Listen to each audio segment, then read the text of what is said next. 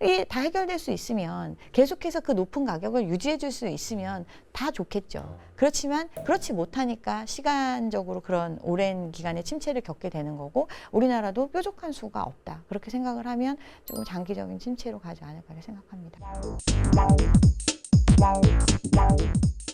여러 가지 집값에 대한 혼란 속에서 작년 같은 경우 청약 경쟁률이 좀 떨어졌다가 또 올해 들어서 보면 서울 특정 지역일 수 있겠지만 서울 같은 경우는 또 100대 1을 넘기는 곳도 생기고 청약이 좀 다시 또 이렇게 관심을 받는 듯한 분위기가 있어요.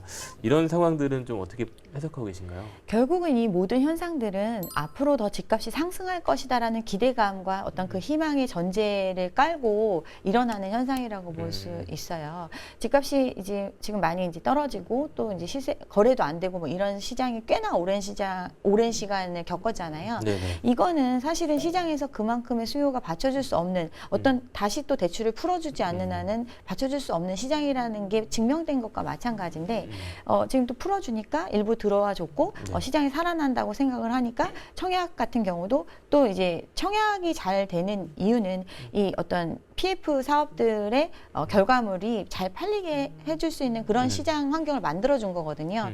그러니까 뭐 지역에 대한 규제를 풀고 또 전매 제한을 풀고 뭐 실거주 의무도 지금 푼다 뭐 이런 얘기들이 있는데 결국은 이제 내가 실수요하지 않더라도 투기하더라도 이 집을 분양받을 수 있다. 이런 조건으로 완화시켜준 형태다 보니까 그러니까 이제 지금 뭐 일단 당첨돼서 뭐 몇 달 안에 지금과 같은 심리가 꺾이지 않으면 조금이라도 피해를 받고 또 팔 수 있지 않을까 이런 기대감으로 일단 넣어보자 이런 생각들을 하시는 분들이 많이 있을 거고 그게 이제 청약 경쟁률로 이어지게 되는 거죠. 사실 이제 둔촌 주공 분양할 때만을 되돌아가서 생각을 해보면 사실 그 가격 자체가 굉장히 높은 수준이었고 그러다 보니까 실수요자들한테는 호응을 받지 못하는 시장이었잖아요. 근데 이제 그때 모든 규제를 이제 풀어주면서 뭐 줍줍이나 이런 청약 열풍 또 대출에 대한 부분 전매 같은 경우도 이게 거의 지어지다가 잠깐 멈췄다가 다시 가는 사업장이다 보니까 12월이면 이걸 이제 다시 팔 수 있다. 그쵸. 그러니까 그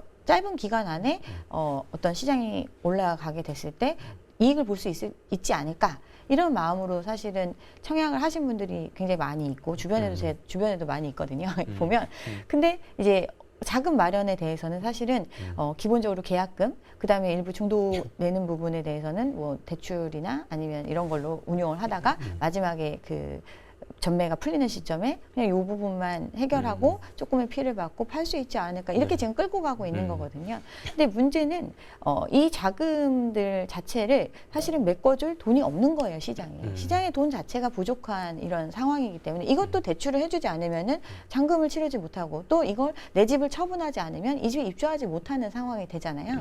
이런 시기가 이제 계속 도래하고 있다. 분양한 물건들이 계속 입주하고 있으니까 이게 이제 체감을 하게 될 것 같습니다. 지금의 사회는 어떻게 보면 이런 과열기에는 결국은 이익을 본 사람들이 분명히 존재를 합니다. 그 이익을 본 사람들은 그렇지만 이제 소수이고 사실은 그 이익을 본 사람들이 어떤 벌려놓은 또 다른 많은 사업들 때문에 어떻게 보면 지금의 어떤 우리의 문제가 있는 건데 이런 문제들을 사실 이제 사회가 전체적으로 부담하게 하기 위해서 어떻게 보면 또 어떤 대출을 해주는 형태, 가게에게 기업의 물건을 사줘야 기업이 살아나니까 이렇게 지금 풀어가고 있는 형태라고 생각을 합니다. 지금 이제 뭐 아까 역전세 문제 잠깐 얘기하셨었는데 이제 역전세 우려가 상당히 이제 컸다가 뭐 다시 좀 해소가 되고 있다는 얘기도 좀 들리다 보니까 뭐 지금 집주인이나 세입자나 좀 혼란스러운 부분도 있을 것 같아요. 역전세 문제는 좀 어떻게 앞으로 전망하고 계신가요? 역전세 현상이 벌어졌어요. 일단은 기본적으로 역전세 현상이 벌어진 거는 이제 전세 자금에 대한 대출에 대한 부담도 커지고 수요자 입장에서는 그리고 또 전세 물량 자체도 굉장히 많이 늘어났잖아요. 그 기존의 임대차 3법으로 막혀 있었던 물량도 쏟아지고 또 새로 분양한 물건들에 대해서 잔금 입주 시기가 도래하면서 전세 물량이 많이 나오고 공급적인 측면이 많이 늘어났는데 수요는 줄어들게 되니까 전세가가 떨어지는 현상이 나타났는데 이 전세가를 기존의 전세금을 다 돌려주지 못하는 상태가 바로 역전세고 그 역전세 문제가 불거졌잖아요. 그래서 해결한 게 갚을 돈이 없으면 빌려줄 테니까 일단 갚아줘라라는 게 전세 자금에 대한 대출인 거잖아요. 그쵸, 예. 역전세 문제의 해결 방안이었고 이 부분은 소득을 고려하지 않고 DSR을 적용하지 않은 채 빌려줄 테니까 이 상황을 넘겨라 이렇게 한 거예요.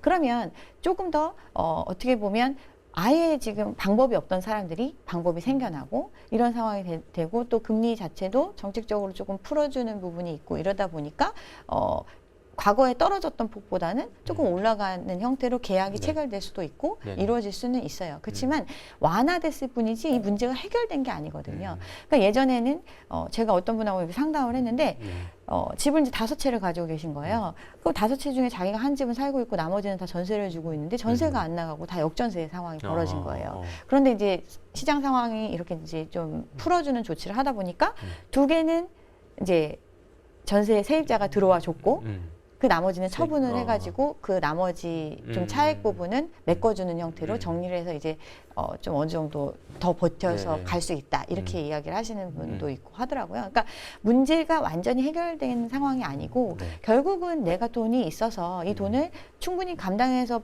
다시 갚아낼 수 있으면 이 문제가 해결이 되는 건데 그렇지 못한 상황이기 때문에 해결된 게 아니라 일부 이제 시간이 좀 이제 뒤로 미뤄졌다 이렇게 생각을 하시면 될 것 같습니다. 결국은 역전세 문제가 해소가 되려면 집값과 전세값이 좀 변화가 같이 좀 있어야 될까요?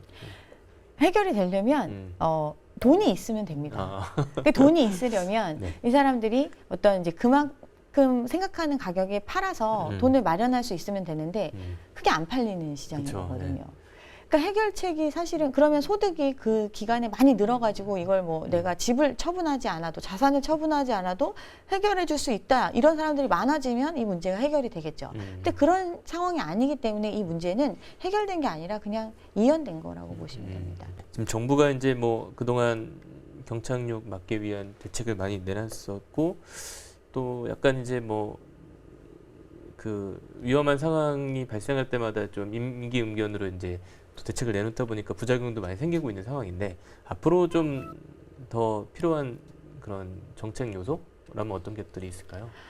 사실은 지금 어떤 우리가 이게 좀 건전하게 조정이 되게 하려면 일부 이제 망하는 곳은 망하게 두고 또 조정되는 부분들은 시장 논리에 의해서 조정이 되게끔 준비되지 않은 곳들은 이제 건전성이 어느 정도 요건을 맞추지 못한 곳들은 몇 개가 정리가 돼야 사실은 좀 정리가 되는 건데 그거를 지금 옥석 가리기를 하지 않은 채 그냥 어떻게 보면 뭐 정치적인 이슈가 있는 것인지 무엇인지 모르겠지만 좀 계속 끌고 가는 형태로 지금 가고 있거든요. 네. 근데 이 끌고 가는 게 결국은 정부가 돈을 쏟아 부어서 사실은 끌고 가는 건데 정부가 돈이 없는 상황이라는 게 계속 지금 나오고 있잖아요. 그러니까 계속해서 어떻게 보면 외부적인 어떤 위기가 발생하지 않은 상황에서도 우리가 과거에 겪었던 위기 상황만큼의 그런 위험도가 있는 시장이 지금 되어 있는데 이 상황을 과연 계속 끌어가는 것이 옳은지 아니면 어떤 위기가